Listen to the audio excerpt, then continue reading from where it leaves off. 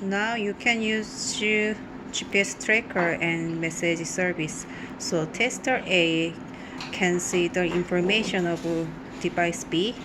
So first move on the GPS tracker.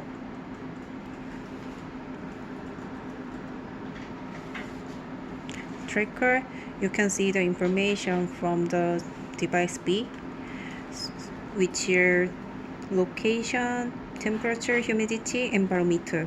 Also, you can see the small message now, like a toast, which it says it is not a GPS service area because here is indoors, so device B can't get the GPS coordinates now. Let's move to tester B.